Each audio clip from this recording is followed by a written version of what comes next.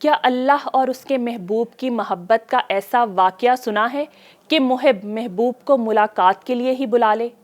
کیا آپ نے کبھی سوچا ہے کہ اس رات کیا ہوا تھا جو تاریخ کا سب سے بڑا ایمان افروز واقعہ بن گیا؟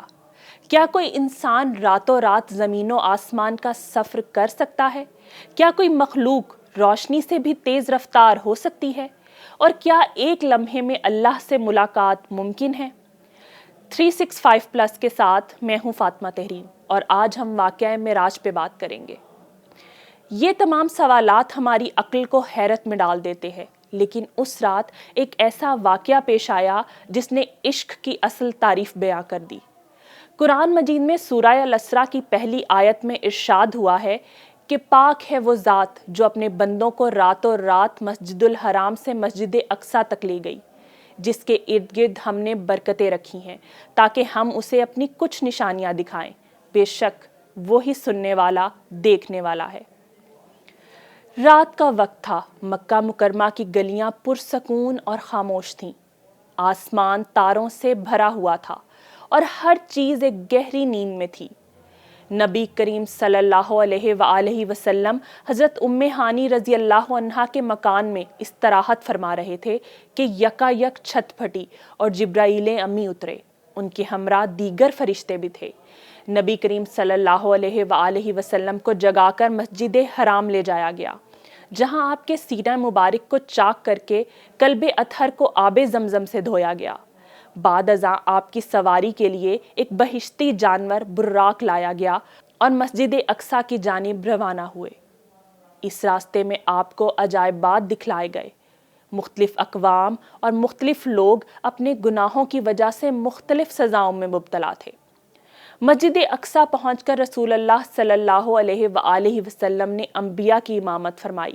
اس کے بعد آسمانوں کی جانب روانہ ہوئے اور آسمانوں میں آپ صلی اللہ علیہ وآلہ وسلم نے مختلف انبیاء کرام، حضرت آدم علیہ السلام، حضرت یحییٰ علیہ السلام، حضرت عیسیٰ علیہ السلام، حضرت یوسف علیہ السلام، حضرت ادریس علیہ السلام، حضرت ہارون علیہ السلام، حضرت موسیٰ علیہ السلام اور حضرت ابراہیم علیہ السلام سے ملاقات فرمائی۔ بعد ازاں آپ صلی اللہ علیہ وآلہ وسلم کو سدرۃ المنتہا کی طرف بلند کیا گیا۔ اس مقام پر آپ صلی اللہ علیہ وآلہ وسلم نے جبرائیل امی کو اصلی صورت میں دیکھا۔ اس مقام پر جبرائیل علیہ السلام رک گئے اور عرض کی، یا رسول اللہ، میں یہاں سے آگے نہیں جا سکتا، یہ مقام صرف آپ کے لیے ہے۔ یہ وہ جگہ جہاں انسانی عقل اور مخلوق کی پرواز ختم ہو جاتی ہے۔ قرآن مجید میں اس مقام کا یوں ذکر آتا ہے، اور وہ افق اعلیٰ میں تھا، پھر قریب ہوا اور جھک گیا، حتیٰ کہ 2 کمانوں کے برابر یا اس سے بھی قریب۔ یہاں سے مقام صریف الاقلام اور پھر مقام صریف الاقلام سے بارگاہ قدس میں پہنچے۔ وہاں بارگاہ الہی میں سجدہ بجا لائے اور بلا واسطہ کلام خداوندی سے سرفراز ہوئے۔ یہاں نبی اکرم صلی اللہ علیہ وآلہ وسلم کو وہ قربت نصیب ہوئی جو کسی اور مخلوق کو حاصل نہ ہو سکی۔ کیا ہم تصور بھی کر سکتے ہیں کہ وہ لمحہ کیسا ہوگا جب اللہ نے اپنے محبوب نبی سے براہ راست گفتگو فرمائی؟ اس ملاقات میں اللہ تعالیٰ نے اپنی امت کے لیے نماز کا تحفہ عطا کیا۔ ابتدا میں 50 نمازیں فرض کی گئیں، مگر نبی اکرم صلی اللہ علیہ وآلہ وسلم کی التجا پر یہ 5 کر دی گئیں، اور ان 5 نمازوں کا اجر 50 کے برابر رکھا گیا۔ یہاں سے واپسی پر آپ صلی اللہ علیہ وآلہ وسلم دوبارہ بیت المقدس میں اترے۔ وہاں سے براق پر سوار ہو کر صبح سے قبل مکہ مکرمہ پہنچے۔ یہ ہے وہ واقعہ جو ہر مسلمان کی زندگی کو اور مقصد حیات کو بیان کرتا ہے۔ اب سوچنے کی، سمجھنے کی، خود احتسابی کی، ایمان تازہ کرنے کی، زندگی کی مقصدیت کو، اپنی اصل حقیقت کو پہچاننے کی ضرورت ہم سب کو ہے۔ ذرا سوچیں، کیا ہم معراج شریف پر ملنے والے عظیم تحفے کی قدر کرتے ہیں؟ کیا ہم وقت پر نماز پڑھ کر اللہ کی قربت حاصل کرنے کی کوشش کرتے ہیں؟